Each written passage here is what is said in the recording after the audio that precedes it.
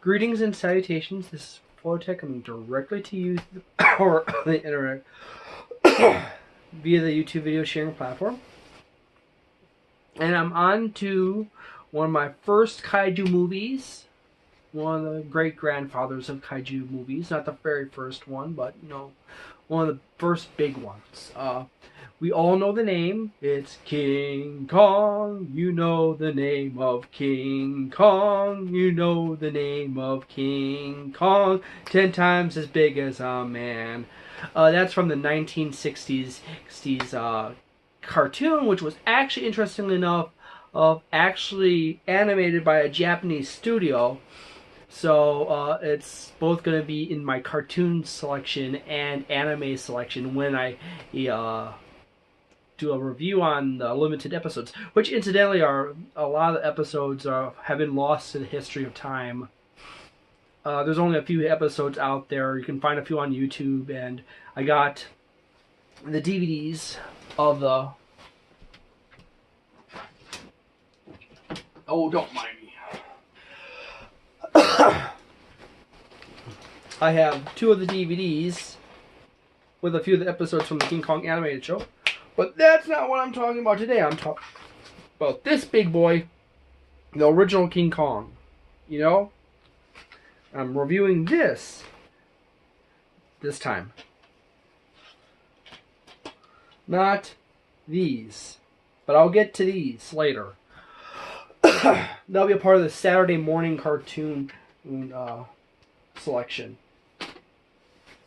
Oh, what should I say about this? Oh, first and foremost, it's from it's considered an adventure movie because monster movies weren't that common at this point. There was like only a few monster movies, like a very few of the Universal monster movies started around this time, and you had Nosferatu, which I have a review on my channel. It's actually one of the earliest ones, and a few others, but that's about it. There's not very many. The 1930s was the beginning of the monster movies. There was one or two. There was a few of them back in the 1920s and earlier, but there weren't very many. Like Golem is one of those ones that are from earlier point in time.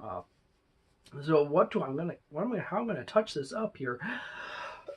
First and foremost, I cannot even touch this movie. This is a movie this is an all-time classic in every sense of the word.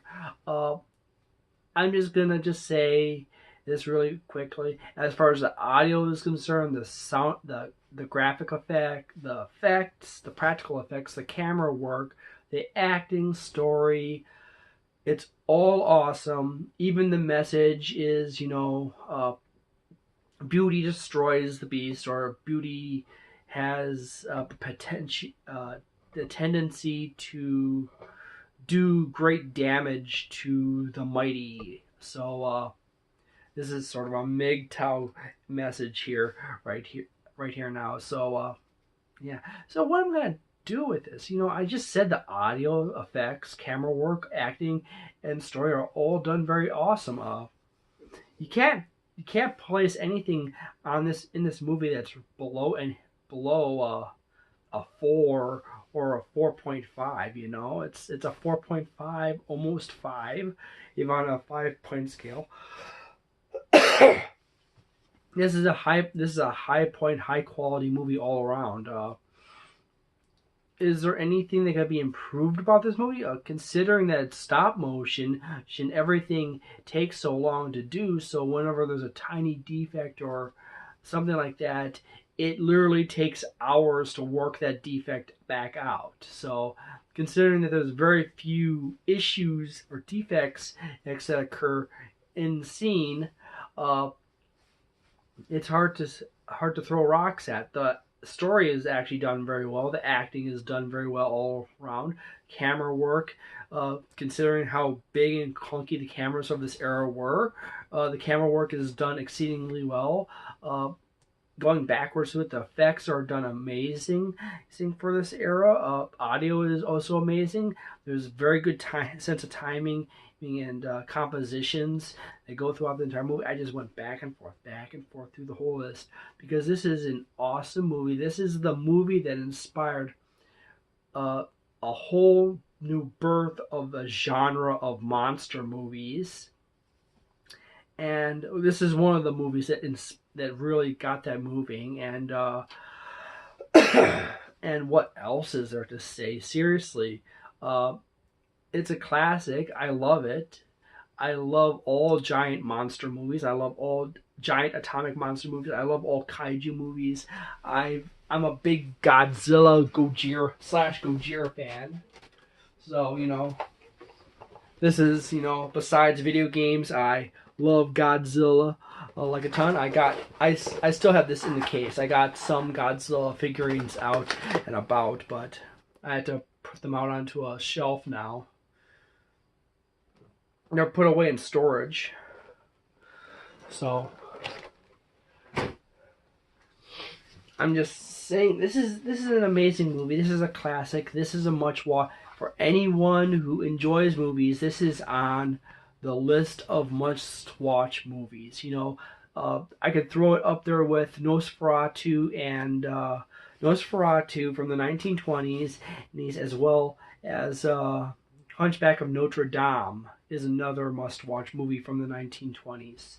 I'll at some point in the future make a playlist of good grief, these are must-watch. This is the must-watch 100. This is the playlist of all the movies. You should just go ahead and, if you're going to watch 100 movies, watch these 100 movies or plus, okay? But King Kong, the 1933 RKO Radio Pictures movie, is a must-watch movie. Everything is done exceedingly well in it. The only little nicks against it are literally just like the movie is basically pushing the edge of that era, okay? Same thing with Metropolis, okay? Metropolis was an apex movie of that time period. Metropolis was in late 1920s, and King Kong is early 1930s.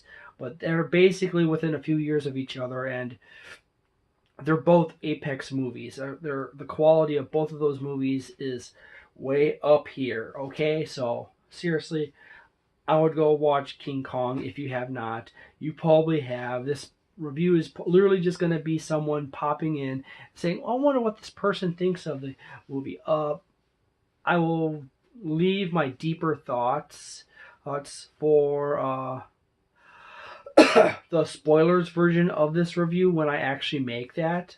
And I will get around to eventually doing the spoilers versions of reviews. I'll pick another day of the week to post those out, maybe like Friday. So you got Monday as a spoilers free review, and then Friday will be like the spoilers review of the movie. And probably right off the bat, when I do that, I'm probably gonna release 2 of those a day because I have a whole bunch of them I had to go through and pick through. But this movie is a must watch. Get it on DVD. Don't rent it. I would prefer physical copies, but I would say physical copies because you physically own it. You're not leasing it. But I got a 2-pack. This is a double pack of King Kong and Son of Kong. Okay. And I'll get to the Son of Kong because that's next movie in the list. Okay, sir and ma'am. There'll be just interesting note. For every, say 100, every 100 visits, 98 of them are men.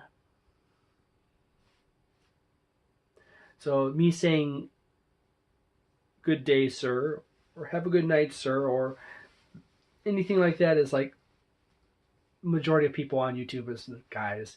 And that's basically what every YouTuber has come across, unless you're a beauty channel or something like that, at almost your beauty and cooking. unless you're beauty and cooking, basically almost your entire fan base is guys. Okay, so there. So thank you very much for watching this video. This is a very long video of me just walking around the fact that this movie is so great in so many ways. It is not super amazing by modern standards, but it is a well-crafted, all-out movie. The audio is really good. The sound, music, there's not too much sound effects in the movie, but that's just as well. There's a lot of them actually. It just depends on the moment. It's usually always the most important, most impactful sound. It's a piece of art. Okay, seriously, you have to watch it and enjoy it. There's a lot. The copy I has a review, not a review. The copy I have actually has as a interview or commentary by Ray Harryhausen, and I forget the one other guy, and little sections of Ray Fay chiming in, saying a short line about this or that, and then that was it. So thank you yet again. Thank you very much for watching so long, and thank you for all the fish.